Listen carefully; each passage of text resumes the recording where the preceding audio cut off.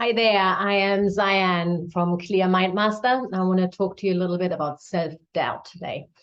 And I'm going to give you some tips on how I keep my self-doubt at bay so that I can keep a clear and focused mind in my business and for my family, because self-doubt affects everything. When you are doubting yourself, then you're not in your power, you're not strong, you're not authentic, you're not confident, and that affects anything and everything you do. And that can be in your relationships, that can be at your work, it can be with your family, it can be going outside, doing anything. So in 2015, I was a single mom of twins, and I had to run a business completely alone. And very often I cried, I felt sorry for myself, I blamed others, I told myself that I was incapable of handling everything by myself, I felt overwhelmed and out of my depth. And all of this meant that I found it really hard to focus at work, to be productive, and to generally stay grounded and calm when, inside I was just bottling up emotions and worry and negative self-talk. And basically I was just waiting to explode. So I'd like to share 4 steps with you on how I managed to keep my self-doubt at bay, to clear my mind, to stay peaceful with my children and my employees for that matter, and to stay focused and productive at work. And I have these steps to thank for that my business still exists and that I now feel that I can deal with anything that life throws at me. Okay. So the very, very first point, and it sounds like a very simple one, but it is absolutely vital. And that is decide that it is not normal to feel mediocre and start to dream a new you. So what does that mean? It means stop accepting to feel mediocre and stop accepting self-doubt as normal. You're not born this way. You've made yourself this way. Okay, knowingly or unknowingly, but it is not normal. You do not have to feel self-doubt or emotional or overwhelmed or helpless or incapable. Okay, for many, many of my clients, this is such a huge realization, as they often live in an environment where this kind of thing is the norm around them. Right?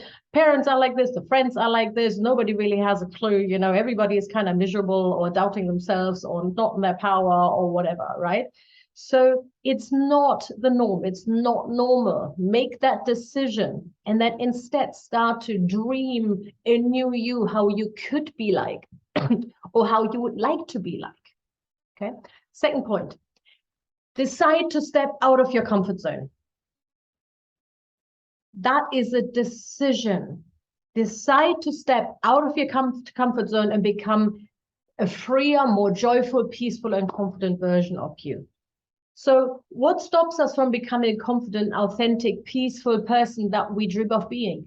We allow ourselves to stay stuck in our comfort zone.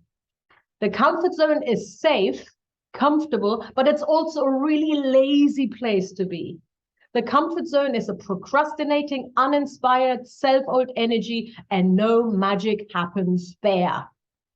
Okay, so even though you might feel out of your depth for a little while, stepping out of your comfort zone for just a few minutes a day might just buy you increased comfort for the rest of your life. That's big. Okay, we can keep hiding with our head underneath the pillow or underneath the covers, but at some stage you got to come out and say, I got to change this now. Okay, that brings me to the next point, number 3. Decide that now is the time. Don't be a 7-year-old who still can't gracefully deal with the emotions. There are people out there who their entire life have never figured out how to deal with this stuff. And trust me, this kind of wisdom does not magically appear with age. I'm 50 now, and I worked hard for it, okay? It's something that you need to actively create. So I recommend do not wait until you don't have the choice anymore or until life around you breaks apart. Stop ignoring, stop settling and floating and accepting and never committing.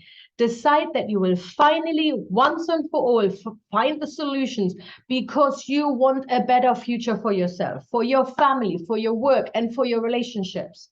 Do this work now, and you'll have the answers ready for when you need them. Right? That brings me to point number 4. make yourself into a project with equal effort than a work project. Let me repeat that. Make yourself and your happiness into a project with equal effort than a work project. Decide that you are as important, if not more important, than a work project. Allow your internal work the time that it deserves, that you deserve.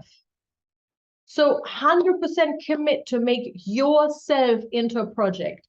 Give yourself a minimum of 20 minutes a day to actively figure out better ways to deal with things internally.